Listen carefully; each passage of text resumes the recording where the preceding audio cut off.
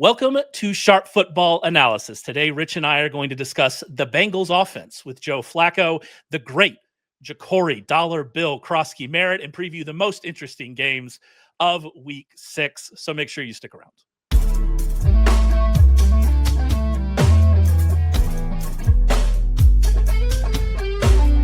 Welcome to Sharp Football Analysis. My name's Raymond. I'm here with Rich as I am every single week to get you ready for week 6 of the fantasy football season. But before we do that, I did want to let you know about a great offer. If you've been waiting to join us this season, this is the chance to get on board at a massive discount.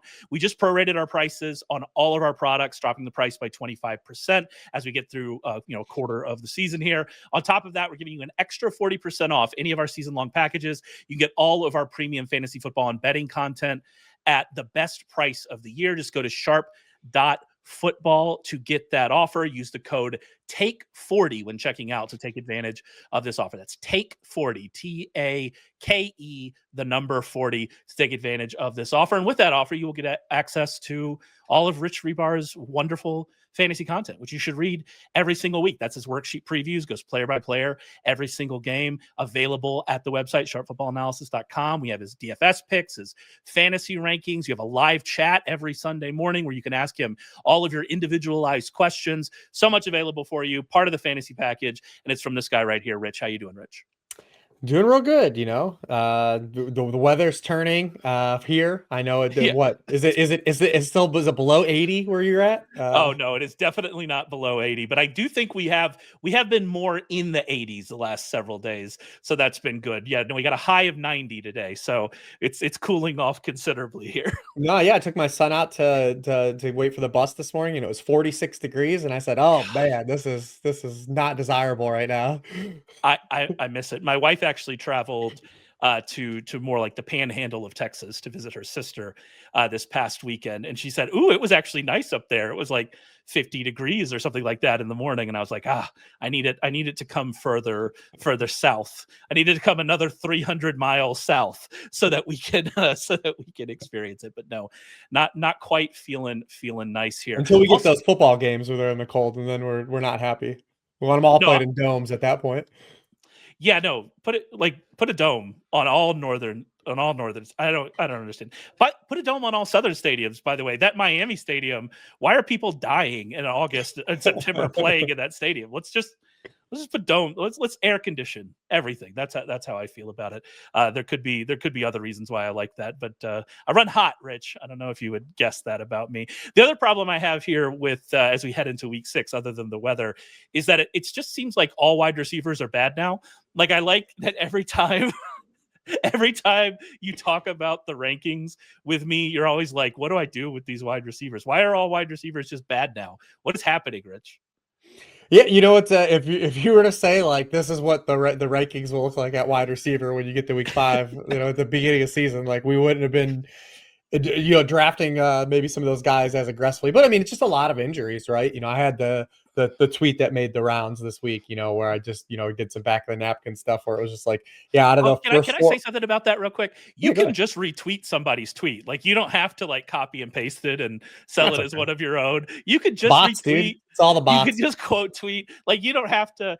Same with charts, by the way. I've seen a lot of this coming from some of the guys that I really like, right? Like Datarama and Hayden Winks, right? Like, people just taking their charts and like, you could just retweet, like, or you quote tweet. You can even say what you want to quote tweet. Like, what are we doing? You don't have to take people's stuff. It's fine. But I assume that's just because of the, you've got to get that $8 back a month that you paid, I guess, to repopulate. You got to get those engagements. But I don't take any offense to it. But it's, we've had 14 players now are drafted in the top 48. The first 4 rounds basically is why I use top 48.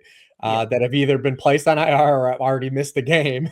And, the wide receivers have the edge, but, there's 3 quarterbacks, there's like 4 running backs. Like, it's been pretty spread out. But yeah, the wide receiver position, it's just been flipped. And the guys that have popped though too, it's also about the guys that have underperformed. The guys, and then, guys that have popped like Emeka Egbuka and Rome Odunze are like wide receiver 1s now. and they were being drafted as, wide receiver threes. Like those guys are just operating as wide receiver ones. We've had guys like, like AJ Brown, like underperform, Brian Thomas Jr. underperform. So like those guys got to be handled a little bit differently now than at the start of the year. So yeah, wide receivers just kind of the Wild West right now. They're like after Puka Nacua and Jackson Smith and Jigba, every week it's kind of just like wide open. Yeah, I know, and it's funny too because like even if you hit like Roma Dunze is a guy I was heavier on in best ball than most people. Abuka is a guy I tried to get us to draft several times. We're going to talk about Abuka. We might have messed up around week 2 in our agree disagree. Well, to be fair, Mike Evans wasn't hurt then. Yeah, no, we'll talk about that. We're going to get to that. But the but yeah, no, like on the like Abuka, like those are guys that I was higher on, and so like I'm feeling great about that. But then those guys are attached to like AJ Brown.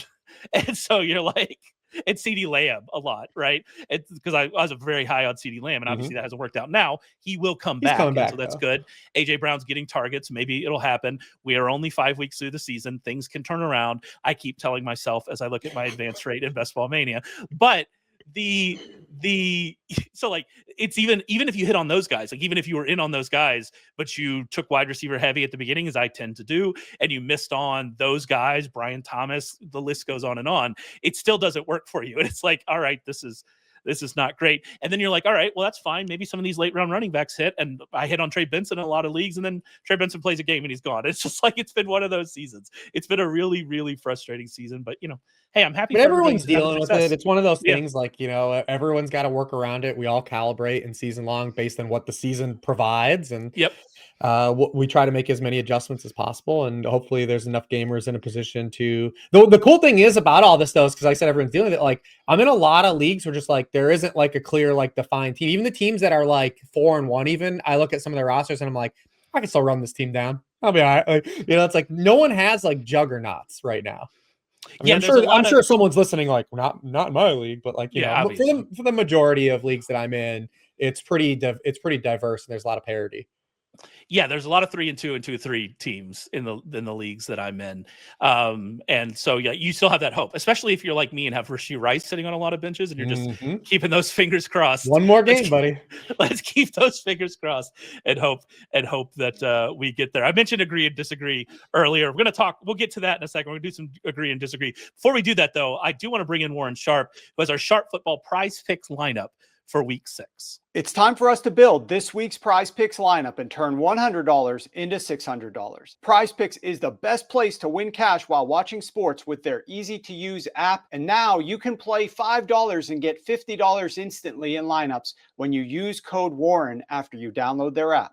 All right, let's get into this week's lineup over at Prize Picks. As a reminder, we're up $1,100 on the season. We're looking to turn $100 into $600 with this week's lineup. And don't forget that Prize Picks is available in 40 states, including California and Texas, if you don't already know. So if you can't access sports betting, you might want to look to some Prize Picks. Okay, first up, we're going to be tackling David Njoku. We're actually going to hope that he's not being tackled very much. And we're going to look to go more than 33.5 receiving yards. Why do I like this one? Well, David Njoku's target share is extremely high. Last week, it was 28%. That was the best that he's ever had in a season. Dylan Gabriel, first time playing with David Njoku for a full game with the Cleveland Browns during the regular season, targeted Njoku on 29% of his routes. That was also a season high. He's out on the field all the time. He almost never leaves. Out on the field nearly 80% of the time. So now we're going to see those targets when he's out on the field.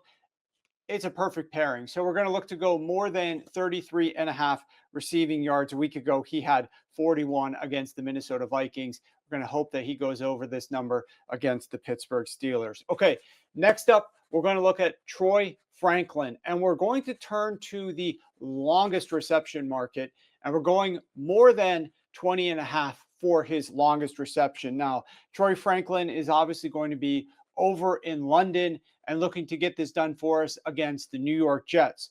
Troy Franklin has been out on the field a ton, 84% of the time since week 1. So just like David Njoku, he's out on the field a lot. The question is the targets. And the answer is the fact that the New York Jets see that wide receiver 2 targeted against them fairly frequently. The reason being, it's very obvious. Sauce Gardner is typically shadowing wide receiver number 1. So this gives Troy Franklin some great upside as wide receiver number 2. Just a week ago, Ryan Flanoy had 6 catches for 114 yards against them. And if you look at how Troy Franklin gets utilized, he's gone for a longest reception of at least 18 yards, 4 out of the 5 games that he's played, and over 20 yards in 3 out of the 5 games, including both of the last 2 games. He didn't go over this against the LA Chargers, and he had 18 week 1 against the Tennessee Titans, but against the Bengals and the Eagles, he went over this. Now he's playing a perfect defense for Bo Nix to look to target the wide receiver 2 specifically. So more than 19.5 for Troy Franklin's longest reception. And last but not least, we're going to head to a quarterback, and we're going to look towards his rushing number, and that's Justin Herbert. We're looking more than 16.5 rushing yards. Now, he's had at least 24 rushing yards in 4 out of the 5 games this season, as this graphic depicts, that you can see right here. So he's going over this number pretty frequently this season. He's facing a Miami Dolphins defense that is allowing 33 rushing yards per game to opposing quarterbacks. He himself is averaging a career high 31 rushing yards per game. And in addition, his offensive line is in worse shape than it was earlier on in the season. And his running back room is in worse shape than it was earlier in the season. Now, that might be a recipe for trepidation about a quarterback dropping back, feeling comfortable in the pocket. And you're right, it is, which is why he might be scrambling a little bit more frequently. There might be pressure that comes because he's not comfortable behind that poor blocking offensive line. The Miami Dolphins send a ton of pressure. They blitz a lot. So yes, Justin Herbert should take a couple of sacks here, but also he should be able to elude a pass rusher once or twice. And again, some of that man coverage they play, take off for a couple of nice runs that will net us at least 16.5 yards on the day. So more than 16.5 for Justin Herbert. Package those 3 together in a nice lineup, and you're looking at Troy Franklin, Justin Herbert, and David Njoku. Here are what we're taking over at Prize Picks. You combine them, $100. We're looking to turn that into $600. I feel pretty good about this week's lineup. If you guys agree, make sure that you head over to Prize Picks. They'll give you $50 in lineups when you play your first $5 lineup. So get on board today. Use the link in the description below so that you can join and get that offer, $50 in lineups for $5 today. And let's try to win again. We've already won $1,100. We're looking to turn 100 into 600. Let's go. All right, let's move on. Let's talk about agree or disagree. This is a game that we play. I throw out a statement. Rich either has to agree or disagree. Some are saying that this is the best podcast gimmick this side of Hot Wings. And I actually think that we should do the Hot Wings. Like, I think we should do the Hot Wings at some point. Like, that feels I did it once. Have you seen it? I have not seen the Hot Wings. Do you remember our buddy Sal Stefanelli? Yeah. We did a show where he asked me questions, and we actually did the Hot Ones lineup. And I do not have. I'm not from Texas. I don't have a good pain tolerance. I'm Irish. I am clear. He's Midwest Irish. He doesn't even know what spice is. Man. No, I do like flavor spice, but like my heat tolerance is not strong. But I like the flavor. Like, I like it. I enjoy the taste, but then my tolerance is not high. Like, I like it. My body's like, no, man, you're not supposed to have that. I'm like, well, it tastes good. Like, they're like, no. But we did it once, and it was awesome though. It was fun. It was I paid the price. But a lot of ice cream. Maybe that's a week 18. You want to do that? I'm down. I think we can do whatever we want with the show, right? Yeah. Stay tuned in week 18. We might be eating some hot wings, but for now, we're going to do agree or disagree. And again, I give Rich a statement. He agrees or disagrees. The first one for this week, I think it's probably the biggest news of this week. Joe Flacco will save Jamar Chase's and T. Higgins's season after joining the Bengals. Yeah, I mean, I have to disagree here. I feel like even if it's an upgrade, it's not a significant enough of upgrade. Like, even if Joe Flacco is better than Jake Browning, which is an extremely low bar to clear from what we've seen Jake Browning. And to be fair, Jake Browning's been better than this season on a sample he's played than Joe Flacco. Granted, one was on the Cleveland Browns. Joe Flacco throwing to Jamar Chase and T. Higgins could be a better version of Joe Flacco than we had the opening 3 weeks. That's not what I'm saying either. But I just feel like even if he's better than Jake Browning, the step up is not, I think, enough to kind of vault back to justifying like Chase as 101 or recouping T. Higgins turn 2-3 value, right? Like you might be able to get some floor with some of these guys, but I still think Chase is going to be like a volatile, like fringe wide receiver one. And we were on Chase last week, like, so it's like it was a good spot for him. This week, probably not. There's and that's the thing when you look at the Bengals schedule, like there's just not enough spots where you say like this is going to really work out. You got the Packers this week. The Steelers are getting healthier on defense. Then you've got 2 soft spots. You've got Jets and Bears. You feel pretty good about those spots, even with marginal quarterback play. You have bye week.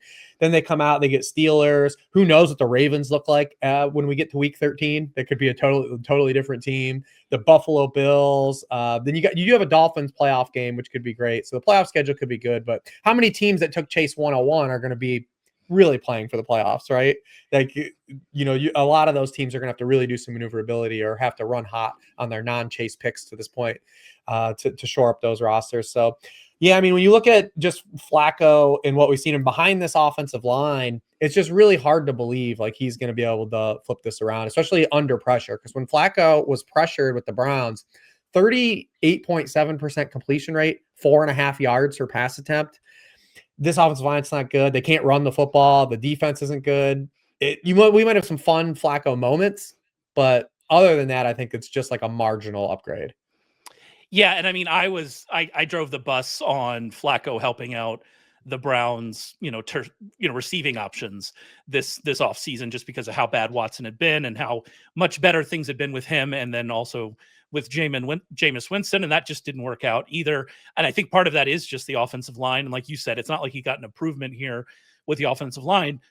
And heading into the season, I was low on this Bengals team just because it took a Herculean effort from Joe Burrow last year to elevate the situation. Mm-hmm. And Joe Flacco is not Joe Burrow, right? Like, even if he's just a little bit better than Browning, he's not Joe Burrow. He's not going to magically fix the offensive line. And I think your point about last week with Chase is good. As we saw last week, Chase is just good enough that he can make stuff happen. Like, he's going to have big weeks. Is T. Higgins that? Like, if he connects on a deep shot, connects on a contested catch, sure, but like it's a lower. I would say the probability of that is lower than Chase hitting. So yeah, I'm with you on this one. I just don't know. I don't think it really moves the needle that much, especially this week, like you said. Like, we're getting Flacco coming in. He joined the team on Tuesday. We saw him on a flight to the team on Tuesday. He's going to start against, we'll see what the Packers defense is, but what we at least at one point believed to be one of the best defenses in the league, right? And so, yeah, it's the one area where you probably say like it is a definite improvement is probably just like the vertical ball. Like Flacco's deep ball is just better than Browning's. Like Browning is a slow processor, whereas Flacco's experienced and he can take some of those deep shots. So maybe they incorporate some outfits, but you got to pass protect to set up those deep shots. Well, that's what I was going to say. It's not like we've seen that. We saw that for the Browns because he didn't have time, right? Like, we saw a ton of quick passing and short passing out of him because of that. So yeah, we'll see what happens as we go. But I'm not super optimistic. But let's move on to somebody I am very optimistic about, and that is the one, the only Bill Croskey-Merritt. And so my statement to you is that Bill Croskey-Merritt has become the clear number one back in Washington. I agree. I hope we don't get Woody Marks. I kind of wrote that up in the thing too. I was like, I hope we don't get Woody Marks here because there's still so much more meat on the bone here. Well, we talked about dollar bill. I will concede. I refuse to still just call him Bill Croskey-Merritt, but I can get on board a dollar bill. So I will refer to him as dollar bill. To pull the curtain back for all of the listeners, Rich and I have been fighting a Cold War. I'm team. If he wants to be called Bill, I'm going to call him Bill, right? I believe in that. If someone wants to be called something, that's what I call them. And so he wants to be called Bill, I'm going to call him Bill. Rich refuses, and so I have to go through every article and change it to Bill. And I believe you've probably gone through and changed it back to Jacory a couple times. But it's a fun little game we get to play as we're drowning in data on a Tuesday at 1 a.m. So it's a fun little game we like to play. But we talked about him last week, and we talked about the timeshare they were in, and we were just like, he's been so much better than these other guys. Like, when does it finally flip, right? Can I give stats about like how good he's been? Yeah, Because this is what's wild to me. So I have 60 qualified running backs in my little filter that I use for running backs. He is first in the rate of runs to gain 5 or more yards. He is third in the rate of runs to gain 10 or more yards. He's third in yards after contact per run among 60 running backs. Like, that's the level we're talking about of production that he has. He is an explosive running back. And a lot of times with those types of running backs, you worry that it's like a Kenneth Walker situation. But even when you look at his negative run rate, it's not great. Like, he's like more middle of the pack, but he's not like at the bottom of the league. It's not like he's creating a ton of negative runs while searching for these big runs. He is a big play threat on this offense that is without big play threats as long as Terry McLaurin is out. And it looks like Terry McLaurin's going to be out longer. Like, I don't get it. Play the man. Just play this guy. This guy's good. Give him the ball. If he misses one pass protection rep, that's one play. If he gets a 50-yard run, that's also one play that's much better for you because you have a quarterback that can deal if he misses a pass protection rep. Sorry, that's the end of my rant. Okay. I will let Rich talk for the rest of the podcast. But like, I just don't get the way that think. We do this all the time with guys, right? It's the negative plays. And Vrabel actually had pretty good commentary. Probably the one guy we wish would get benched is Ramondre Stevenson. And like, but his take on it, he was like, yes, the fumble stands out and it's a turnover. And he's like, but it's one bad play. Like everyone, he's like, what about all the other players that have bad reps during the game that aren't as highlighted, right?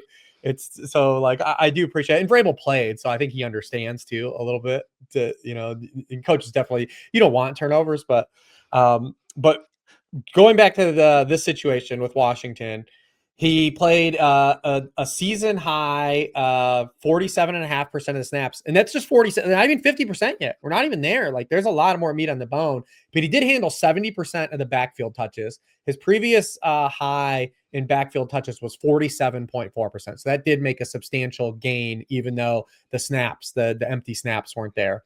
And then you talked about just him not wasting the opportunity, all the splash plays last week. I mean, he had 7 gains of 10 or more yards just last week. Like, he's a big play magnet on a team that's like really starved for big plays.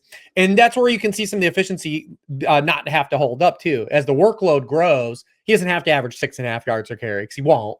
But that's where that stuff kind of, levels off. And Monday night is like a tremendous spot for him. I mean, granted, the Bears are coming out of a bye. They could be trying some new things that we didn't see earlier in the season, but I mean, they were just absolutely flooded in the run game the opening month of the season. I mean, they're allowing over 6 yards. They're allowing Jacory Croskey-Merritt efficiency to running backs on volume, 6.1 yards per carry to running backs. And the other thing here too with Jacory Croskey-Merritt moving forward is we have seen though some of the efficiency really stand out with some of these mobile quarterbacks. Now, the inverse of that is you might not get the passing game run out and maybe have some touchdowns stolen away from the mobile quarterbacks too. But for what you paid for Jacory Croskey-Merritt, I do believe he's going to get himself into that like RB2 range with upside when he does run hot and like getting into the end zone.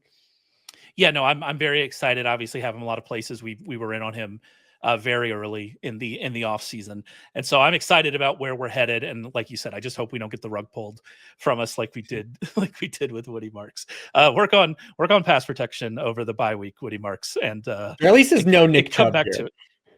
Well, yeah, that's true. Nick Chubb better than Chris Rodriguez. You heard it here first. All right, my final one here is Derrick Henry is a great buy low target in fantasy football.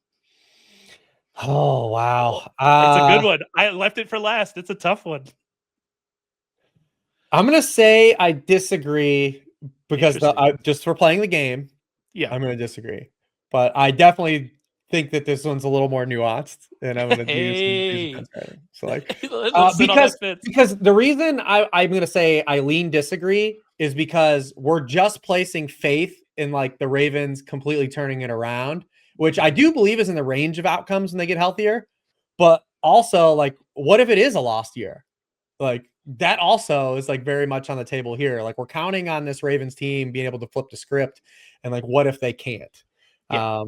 But I do think if you are a team that has the luxury to acquire Derrick Henry, that you don't need him these next 2 weeks, A lot of gamers that took Derrick Henry are probably in hell right now because he cost high draft pick. You can't you don't know what to do. You're not benching him, right? Like you're probably just like you're trying to ride this out. You can bench him, I think, but you know what I mean? He's like your second round pick. Like last week he got a touchdown. Like you can hope for a long run. Like you can sell yourself on Derrick Henry. But this is like the worst kind of fantasy bust though. Cause like when guys get hurt, you're like you wish it's unfortunate they got hurt. You wish they were in your lineup, but you get to move on. Like you replace them.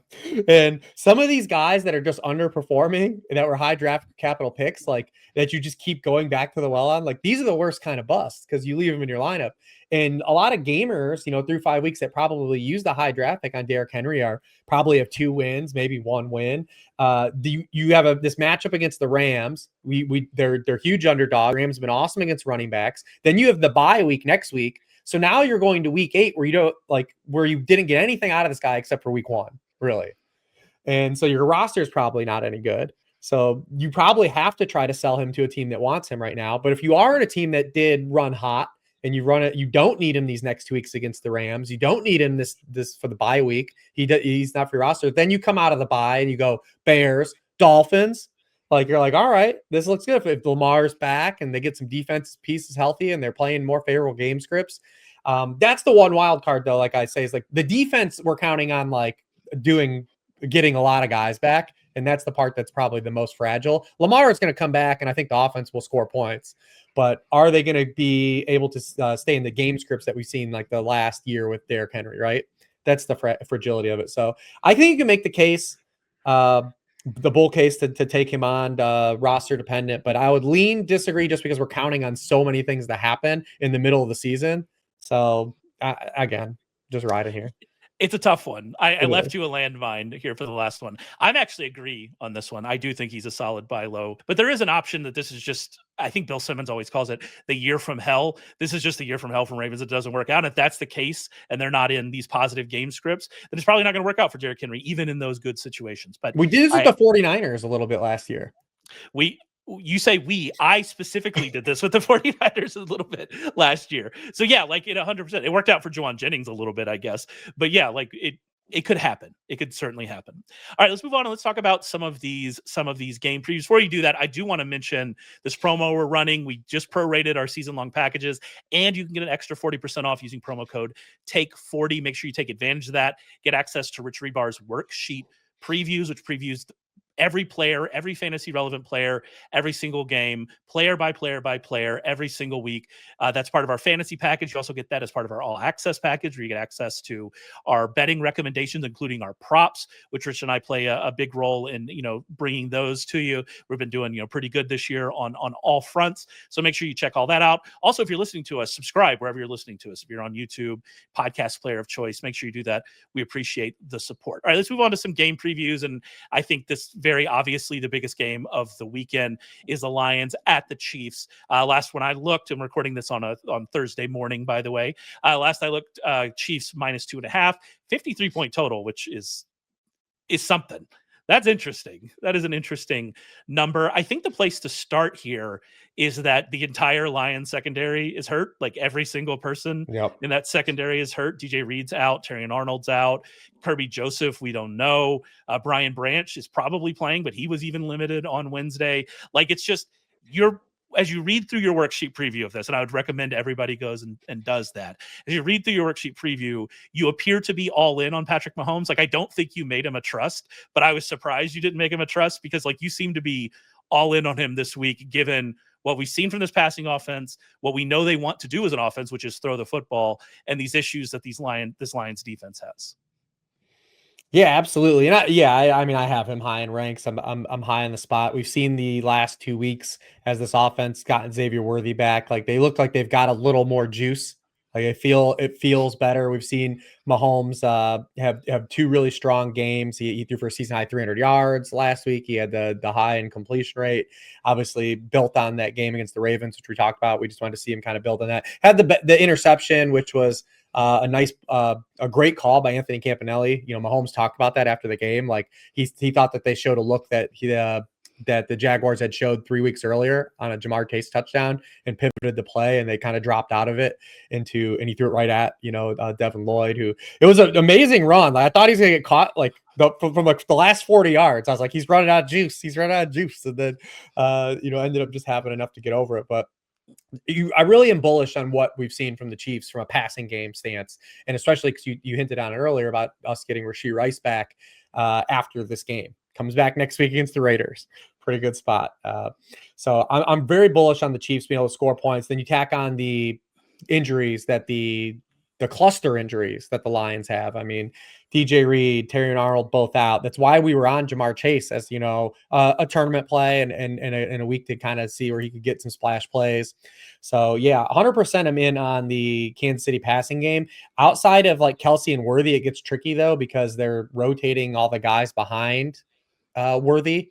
Like they're just playing all the dudes, Hollywood, Tyquan Thornton, and Juju were all like around like 50 to 60% of the team dropbacks, but no one was over 60% outside of Worthy. So it makes it a little hard to chase those guys. I think you just play it through Mahomes, Worthy, and a little bit of Kelsey because tight end is still a wasteland. Yeah, and I think like don't get fooled by Thornton bouncing back with some long catches. It worked out for me. I had to play him in a dynasty league because I just had bye week nightmare. That's the thing about dynasty leagues, because you're not obviously drafting for just this year. You're keeping players, and sometimes you get into bye week nightmares. And I had one in that league, and I played Thornton, and hey, it worked out. We're excited, but like you have to hit a big play because he's just not playing enough, and obviously that's going to come down once we get Rashee Rice back. So yeah, it almost is like.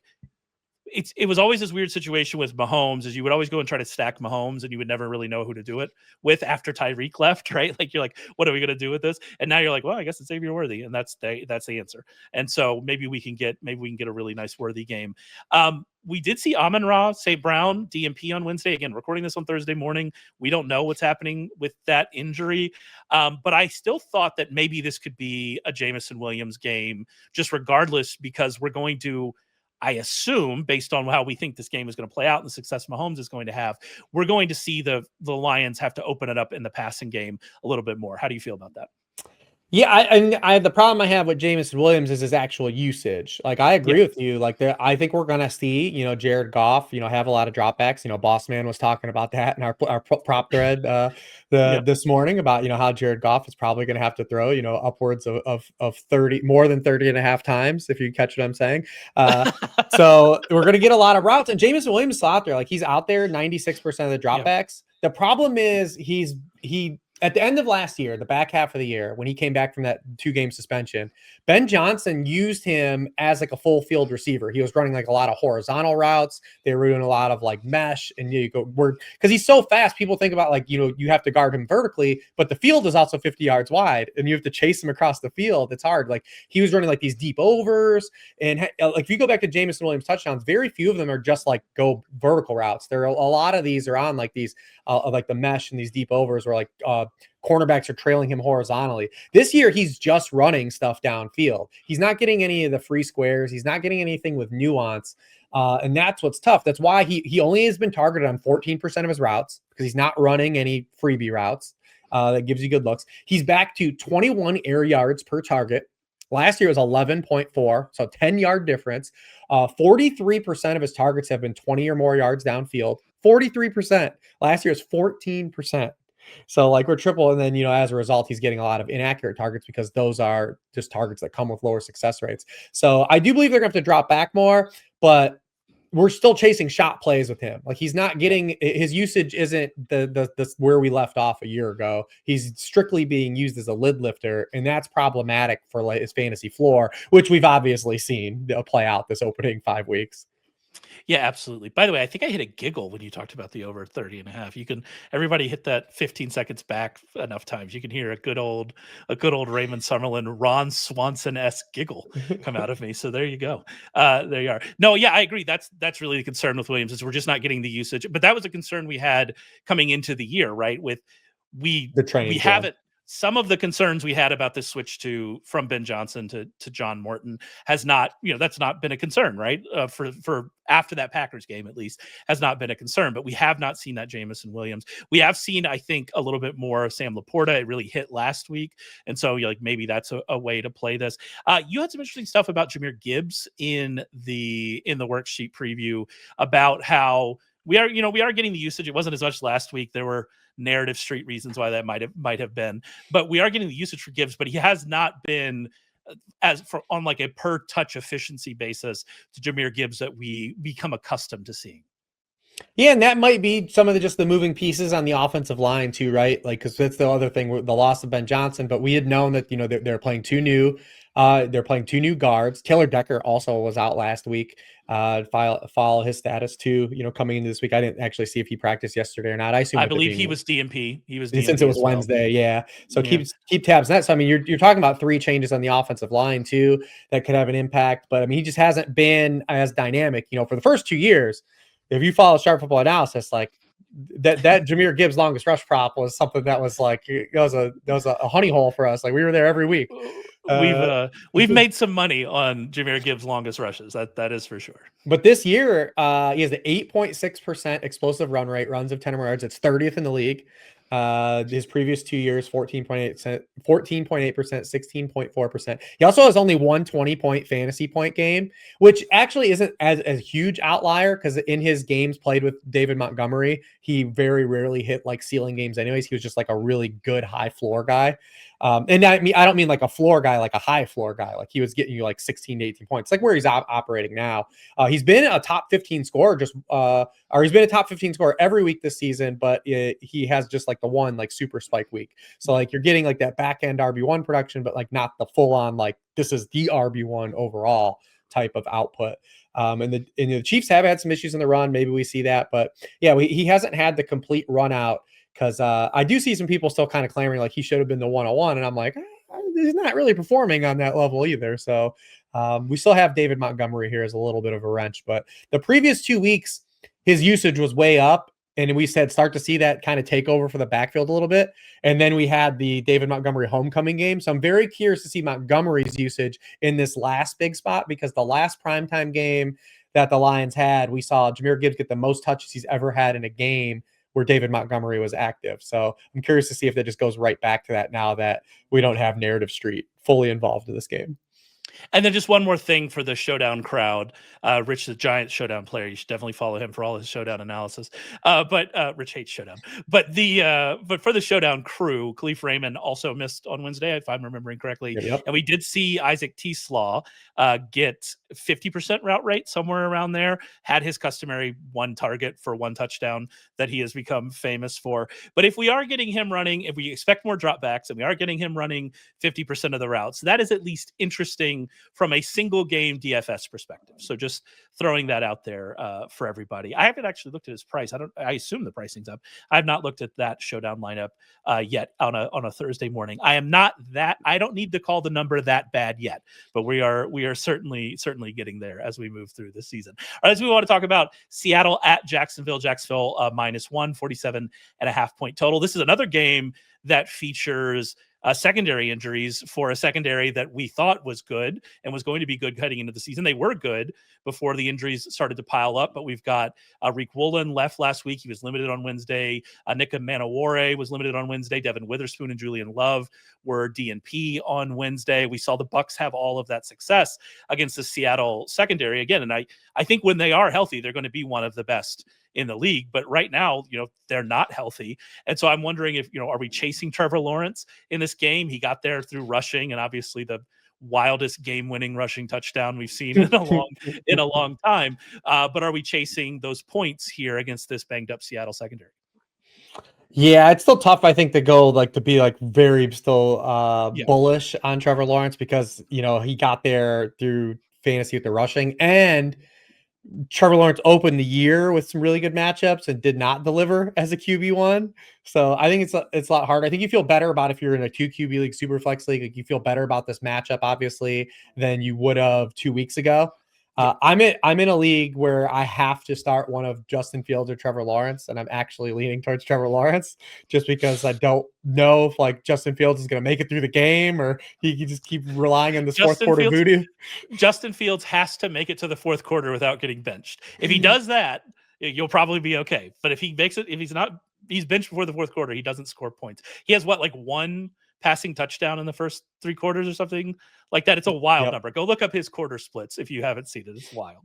Yeah, it's absolutely nuts. He's actually, through in the first what is he? I had the stats here where he was in the first half of games, he's like QB 21, right? Or first 3 quarters, yeah. Yeah. Through 3 quarters, QB 21, and then he's the highest scoring fourth quarter fantasy quarterback. Hey, all those points count, baby. We're not giving them away. We're not giving them away. And part of the thesis why you drafted Justin Fields was like you knew he was like a guy like you just look at the box score, you don't watch the games. Yeah. Turns out still true. But that we're talking about like him hitting against teams like the Dolphins and the Cowboys in the fourth quarter. Like the Broncos aren't going to let him do that, right? Like, so I don't know. But go back to Lawrence. It's one of those things. Like I'm not vaulting him still into like QB1 range. So you just feel better about the matchup on paper. The player you would feel, I think, the most optimistic about coming off of Monday, who we talked a little about last week too, just being unsure of still, was Brian Thomas. That was like the best he looked the opening month, the month plus a week.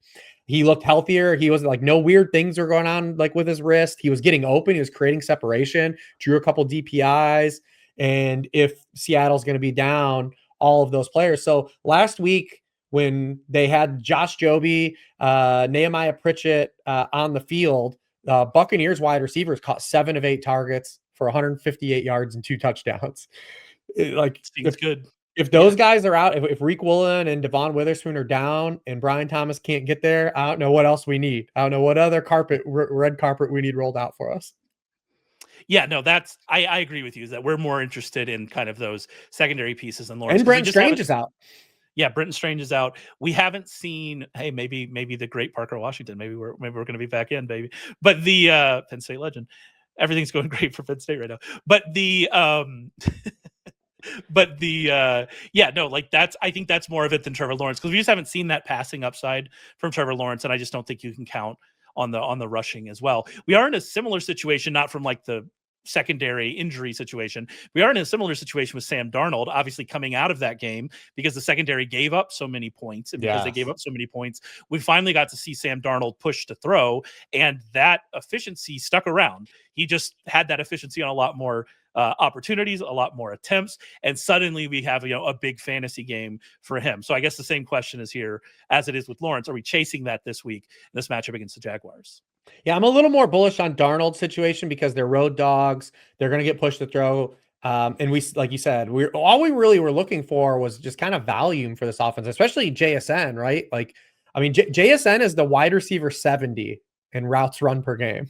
Yeah. So when you like, that's, we love more dropbacks for him, because you saw last week, like when Seattle has to throw upwards of 30 plus times, then all those stats you see about JSN, that's where they really start to reveal themselves as like his literal best yards per route run that we've ever seen. As it turns out, when he runs more routes, that's good, right? Yes.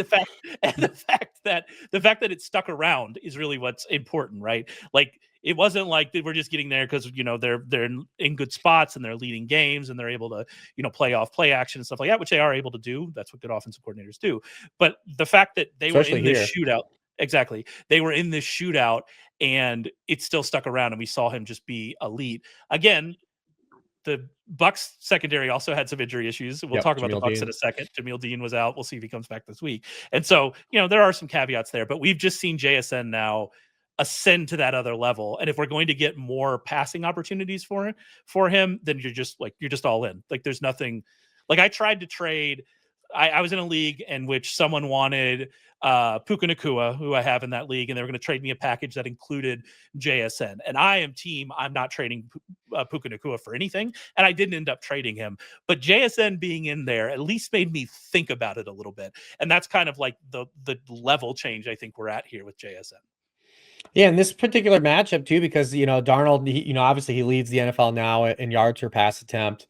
He's been just around 9 yards per pass attempt in each of the past 4 games. It goes to 13.3 yards per pass attempt using play action. He averages 19 yards per completion using play action, and that's where the Jags have had their issues. On non-play action passes, the Jaguars are 8th in yards allowed per pass attempt, and they're 4th in completion rate allowed.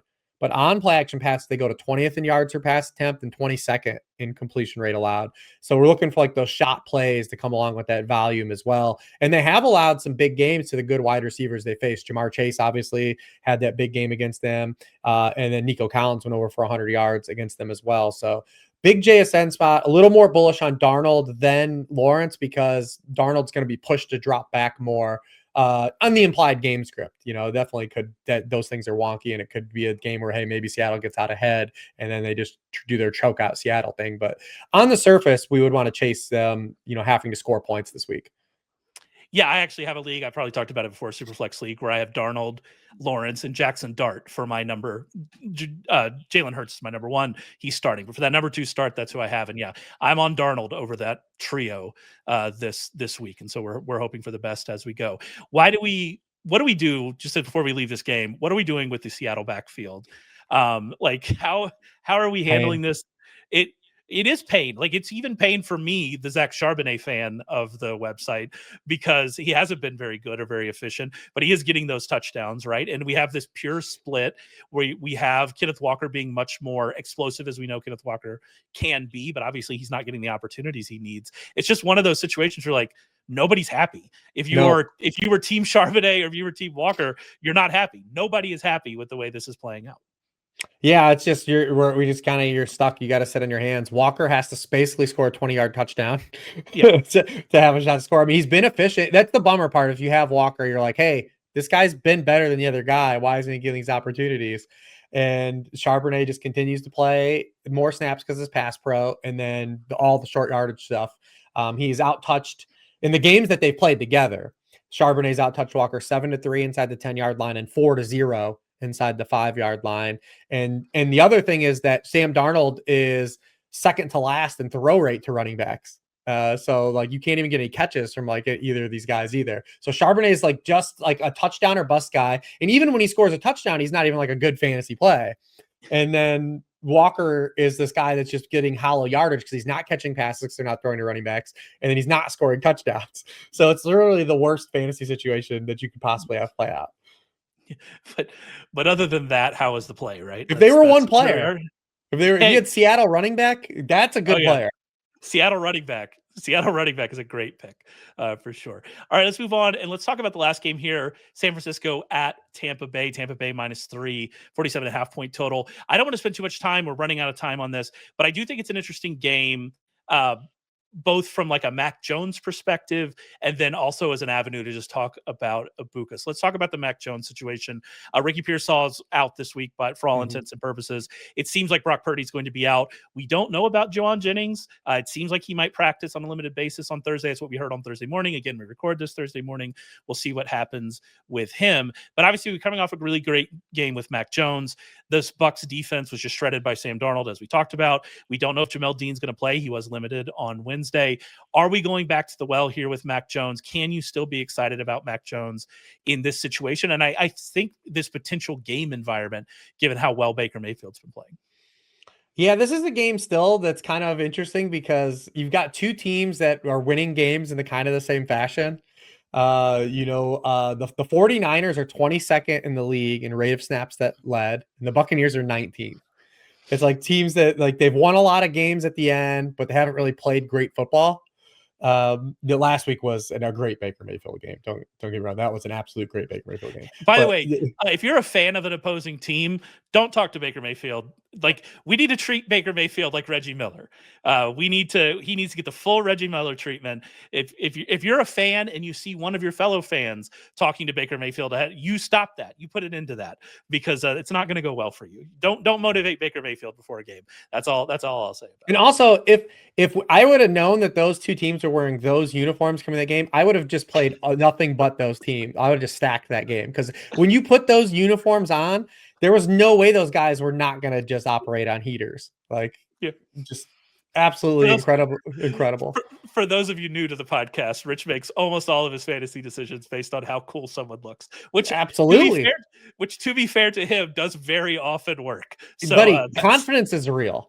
Confidence is real. When you have that new outfit or that new haircut or something like confidence, man, that you don't even need to look good, play good, eat good. Everybody knows there was no way those guys weren't going to channel like the best games that they're like. There's a reason they were trading heaters, but I'm a little skeptical on this overall game environment, though. I think this could be a game environment that could just be kind of like it's kind of meandering, right? Depending on what kind of who's available.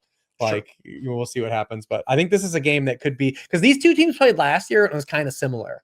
If you remember, like they're like teams they both had some guys out. That was actually McCaffrey's first game back, I believe. I think it was McCaffrey's first game back last year, and they kind of just were. It was just an okay game. No one like really popped off, and that's what I kind of feel like we're going to get, like big picture. If you ask me for like a median outcome in this game. So Mac Jones, like as good as it's been, I still have like want to treat him as like a fringe. Like I'd rather start him as like a QB2. If you have to start him in a one quarterback league, I can get it. He's been awful against the blitz in a small sample, so that's what scares me here, right? Like the Bucs are blitzing at the 6th highest rate in the league. When they do blitz, they're also good blitzes. This isn't Miami Dolphins blitzes.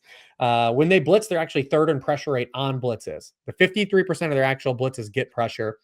Mac Jones has been blitzed at the 2nd lowest rate in the NFL so far this season. The only passer with a lower rate is Brock Purdy. Todd Bowles last year did not care about this. He blitzed Brock Purdy 44% of the time last year. Yeah. When teams have blitzed Jones on the small sample, he has been blitzed. He's 28th in completion rate. He's 29th in yards per pass attempt. He's 30th in yards per completion. And when pressured, period, he's 25th in the league in yards per pass attempt.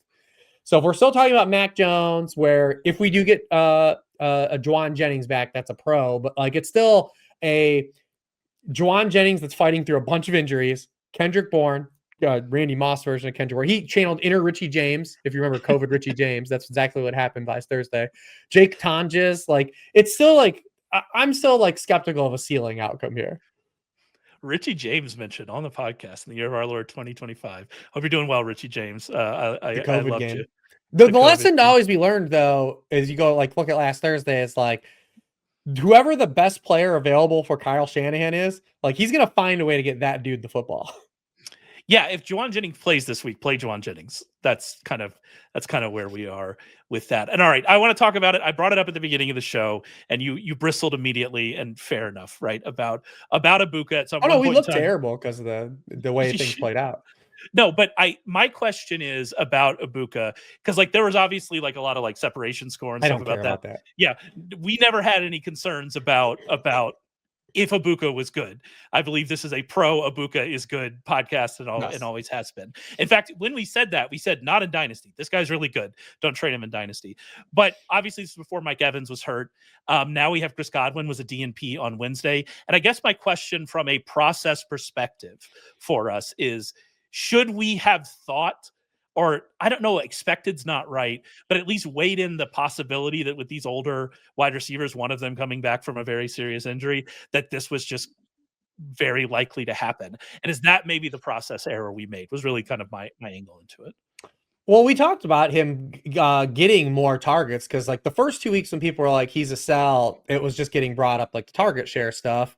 And it's like, well, if he's playing well, he's going to earn more targets. Like, that will always happen. It'll just be like, there still is a finite number of targets. And then when he was drafted, I remember writing him up, like, and said everyone was like, oh, this is JSN, this is Roma Dunze all over again. And it was like, well, you also have a guy that's had a hamstring injury and then ended up having another one 5 years in a row.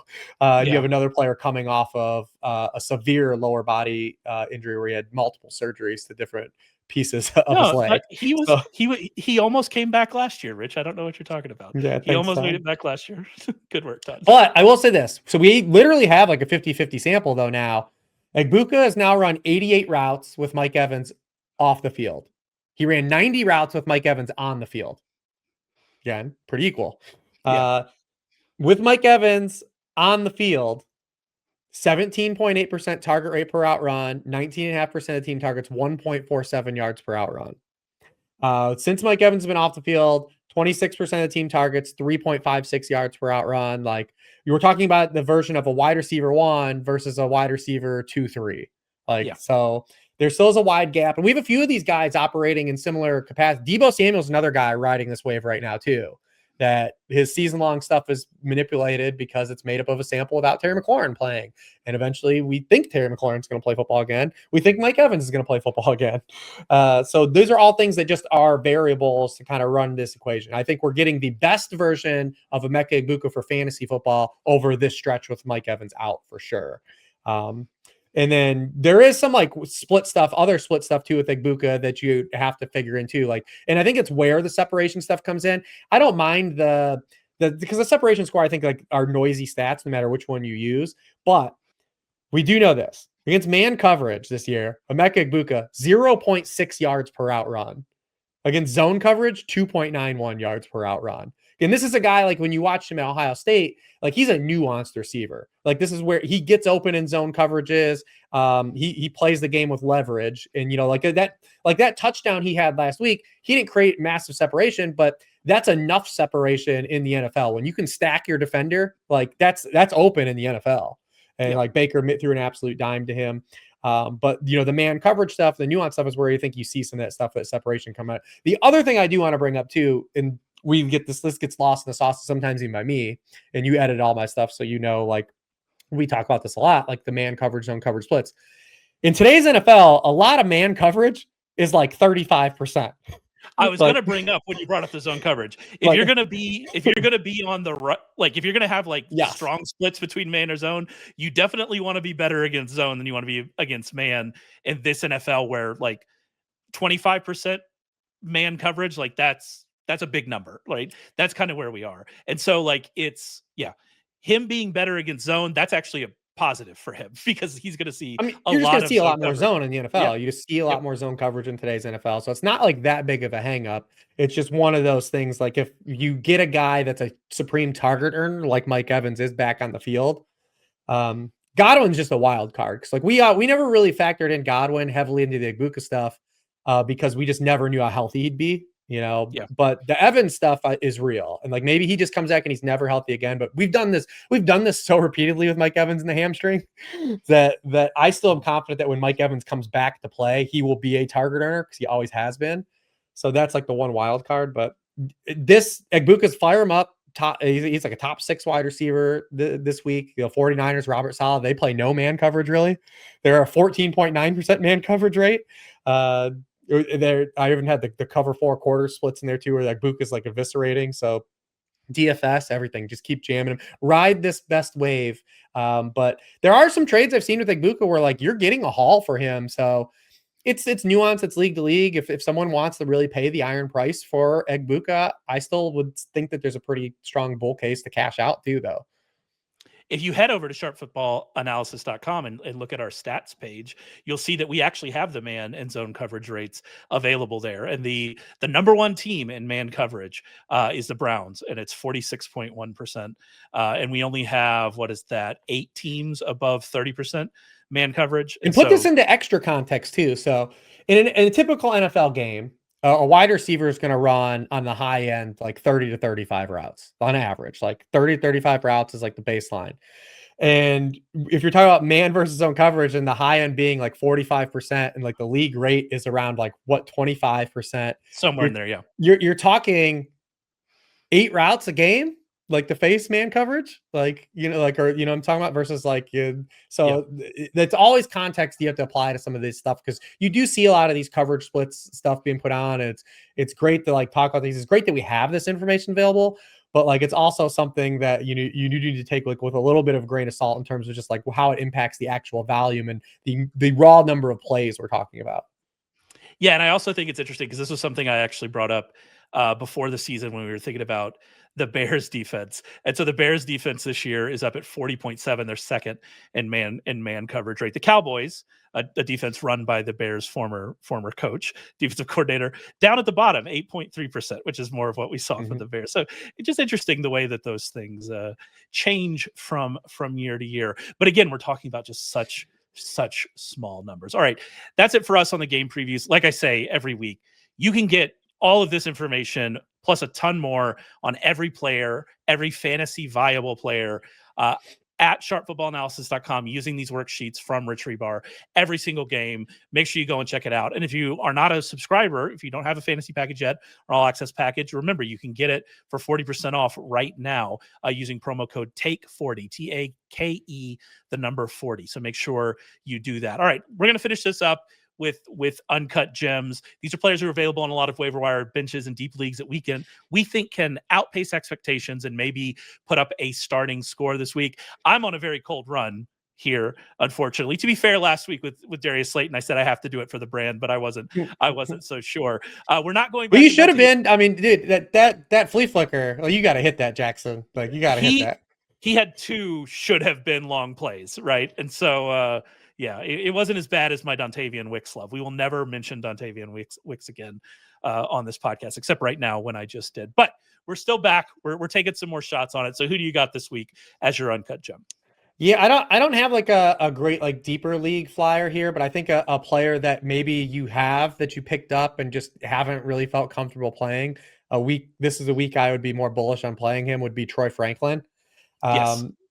Troy Franklin, he ran the tough draw last week. We knew last week would be tough against the Eagles. He did have the 2-point version, but we've seen now the stability for him, since week 1. I mean, he is operating as the kind of locked in wide receiver 2 in this offense. He's running, 75+% of the routes in every game since week 1.